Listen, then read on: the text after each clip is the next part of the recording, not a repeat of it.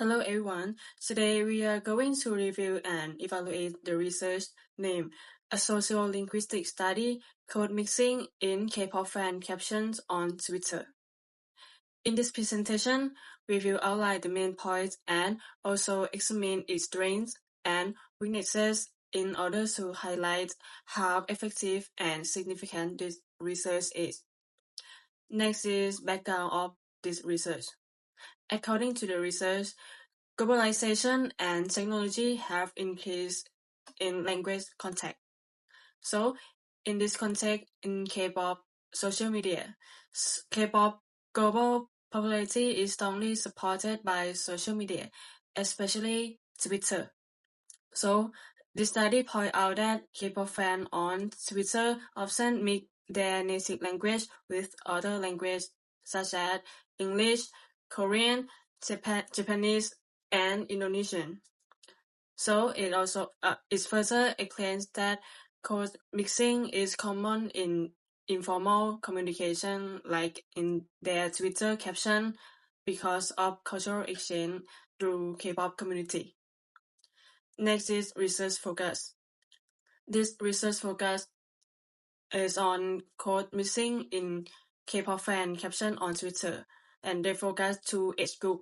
First is 20 to 25 and 26 to 40, and this emphasized that uniqueness of this study is sociolinguistic approach because it's considered the different age group in social media.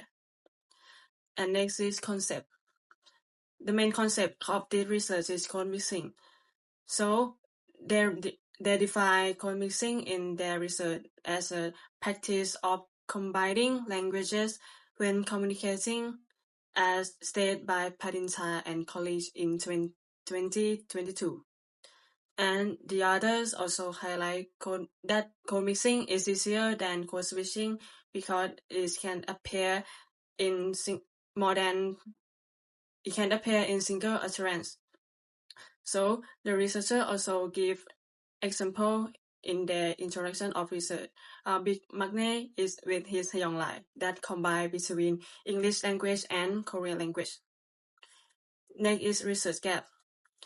The study revealed that previous study analyzed code mixing in context like YouTube, Mothership Indonesian, WhatsApp, and Telegram group. But none of them focus on Twitter or on age as a social factor. Therefore, this study aims to fill that gap by analyzing code mixing on Twitter while also considering age differences. Next is objective of this research. The research aims to identify code and the function of codes that they use in code mixing in K-pop fan captions on Twitter that they found. And the findings of this research are expected to be useful as background communication on the culture of code mixing on K-pop fan on Twitter, and as a reference for future research. Next is methodology. This research is qualitative research employing a case study design focusing on code mixings in K-pop fan captions in the Twitter or X. And the data were collected from January to March in 2023, consisting the captions from the participants who aged 17 to 25 and the other group is 26 to 40. And the document analysis were used as the research instrument. And next, to collect the data. To collect the data, the researcher following these 4 steps. The first one, open the Twitter application and search K-pop fans' Twitter accounts and read, identify, and collect captions by screenshot it. And the last one, select and classify the data.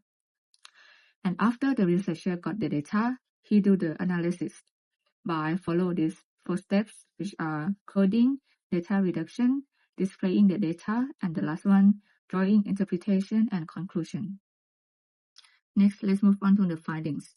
As you can see in the table, fan age 17 to 25 contributed 22 captions with 44 utterances, while age 26 to 40 contributed 12 captions with 25 utterances. And as you can see in the table, you can see that from the younger age group, 17 to 25, Indonesian was the most used code in the captions, making up to 43%. On the other hand, from the older age group, 26 to 40, English was the most used code in the caption, accounting to 40%. And next, the researcher also reviewed the type of code mixing used by K-pop fans in their caption based on micro theory. And 3 types were identified. The first one, insertion, the second one, alternation, and the last one, congruent lexicalization. And according to the table, among these, insertion was the most used type in their captions, making up to 59% and 66% of all code mixing across both groups.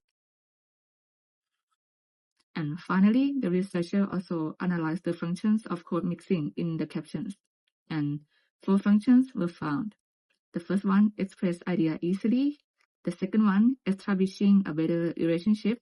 And next, being more relatable. And the last one, feeling the need. And among these functions, the most frequently used was expressing idea easily.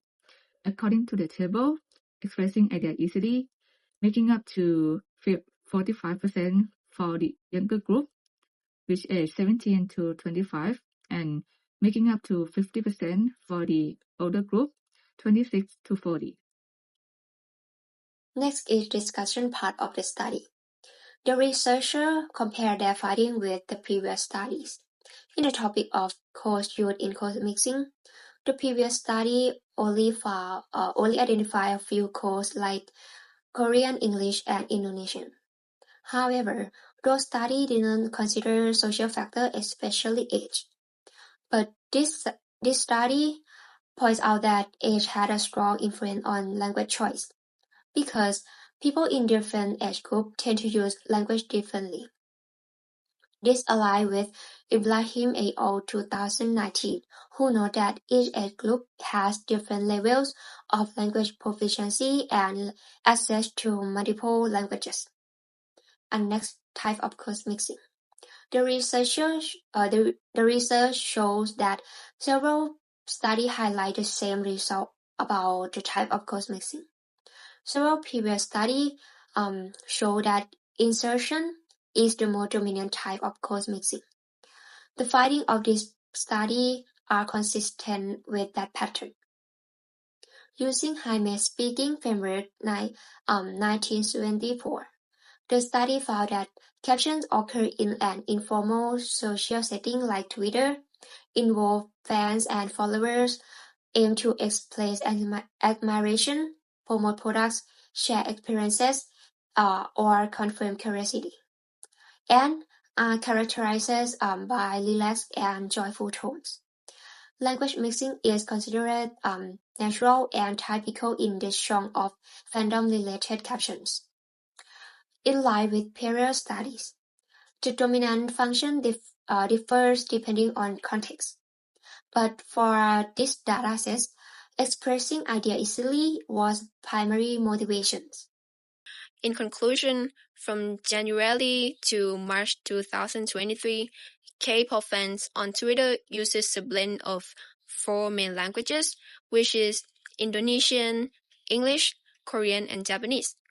Among fans aged 17 to 25, Indonesian was the most frequently used language, while those 26 to 40 tended to prefer English. The most common type of code mixing was insertion, and the primary function was to express ideas more easily. Overall, code mixing enabled fans to communicate their thoughts and emotions clearly, and connect with their audience, and make their caption feel more personal and relatable. Moving on to evaluation, so let's take a look at their stain. First, proper consent was requested directly from the participant via their Twitter accounts, which informing them that their content would be used for their studies and asking for their age. Second, the participants were divided by age group, which helped reveal social factors influencing language use and demonstrated that it significantly affects linguistic behaviors. And third, the chosen platform was appropriate and aligned with target group. As more fans actively use Twitter, this highlighted the platform's significance in a clear and relevant way. And four, their study applied a framework and sociolinguistic theory to expand and analyze language use. For example, Ham Speaking Model 1924 was employed. This provided a structured and credible foundation for their study. And five, peer study was reviewed and connected, which allowed the study to highlight its distinctiveness and contribution compared to earlier work. And the last one is the presentation of the research findings was clear and effective. The use of table made the data easy to read and understand. So after looking at the strengths of the study, we have to recognize that there is some weaknesses in the study as well. So next, let's take a look at the first weakness in the introduction part. It is insufficient conceptual elaboration. Some key concepts are to briefly explain in the study. For example, when discussing the functions of code mixing, the study only lists them without providing clear definitions, clear categories, or concrete examples. So this makes the analysis less in-depth.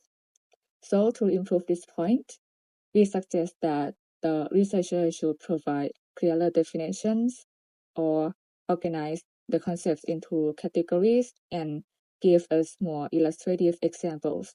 And also developing the literature review could also help strengthen the theoretical framework or the theoretical foundation of the study and make the analysis look more robust. Next, moving on to methodology. The first one is participant information. The study did not specify the exact number of participants, making it unclear whether the analyzed captions were collected from different individuals or multiple captions from the same user. This lack of clarity reduces the reliability and representativeness of the findings. From our suggestion, the researcher should clearly state the number of participants and ensure that the data were drawn from unique individuals to enhance credibility. Next, data collection. The data collection was limited to a short 3-month period, and no rationale was provided for selecting the specific timeframe. This narrow range may overlook seasonal or long-term variation in language use among fans. And from our suggestion, the researcher should justify the chosen timeframe and consider extending the data collection period to capture more comprehensive linguistic trends. Next, participant nationality. The study did not report the nationality of the fans, even though Twitter users come from diverse cultural backgrounds. This omission weakens the study's validity and may lead to inaccurate generalization, as code mixing practice often may vary across cultures. And from our suggestion, the researcher should specify participant nationalities to improve accuracy and account for potential cultural influences on language use. Next, the dataset. The dataset is relatively limited, with only about 30 captions, and it is unclear whether these originate from diverse users. From our suggestion, the researcher should clarify the sampling procedure and, if possible, expand the dataset to enhance the credibility and generalizability of the findings. 6. Sample mainly from Indonesian fans. If more data is from Indonesian fans, it's normal that Indonesian language is the highest. But the study should not generalize this as all K-pop fans. So the suggestion is make clear in the title, objective, and limitation that this is mainly case study of only Indonesian fans. In methodology, explain that more data was collected from Indonesian fans, so the results are limited. And add other research about K-pop fans in other countries like Thailand, Philippines, and USA to compare differences. And next is 7th. Participants chosen randomly. So participant or caption look like they were selected randomly, so they may not represent all of the fans. The suggestion is explain the criteria for choosing participant, like from official fan base, from active account, or top engagement post, and should give a clear reason why you choose this way to make this research more reliable. And if possible, should increase the number of participants or explain why the sample size is small. Next is about finding. In the finding section, the count of category report in the text do not fully align with the figure presented in the table. So suggestion is they should recheck this figure thoroughly to maintain accuracy and consistency. Next, the weakness in discussion. Number 9. Repetitive and unclear explanation. Some parts of the discussion contain repetitive wording and circular explanation, which make the argument less clear and difficult to follow. The ideas are there, but are not always expressed in a concise and well-connected way. Suggestion: revise the writing to remove redundancy, summarize key points more clearly, and improve the logical flow. Use more concise wording and transitional phrases to connect ideas smoothly. Number 10. Key elements, such as the analytical framework, are introduced only in discussion, which disrupt the logical flow of the paper. Suggestion: relocate the framework to the introduction or literature review, so that the study's theoretical grounding is established before the analysis. And 11. The information on code mixing remains descriptive, without fully considering its cultural or sociolinguistic implications. Suggestion: extend the analysis to examine how code mixing practice reflect broader cultural values, social identities, or patterns of interaction. And the last one. Discussion repeats findings and only compare with past studies. The discussion just repeats the result and says they are similar to past studies, but it does not explain why this age group or participant use this language style.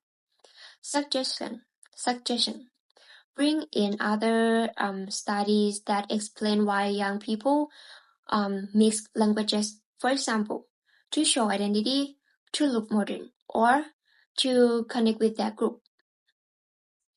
Overall, the study provides valuable insight into code mixing practice among K-pop fans on Twitter and highlight the influence of age on language use, while the research demonstrates strength in data collection, framework application, and presentation of findings. Several weaknesses were identified in conceptual elaboration, methodological clarity, and discussion depth. Addressing this issue through clearer definitions, more representative sampling, and deeper analytical discussion would further strengthen the study validities and contribution to the field. So this is the end of our presentation. Thank you.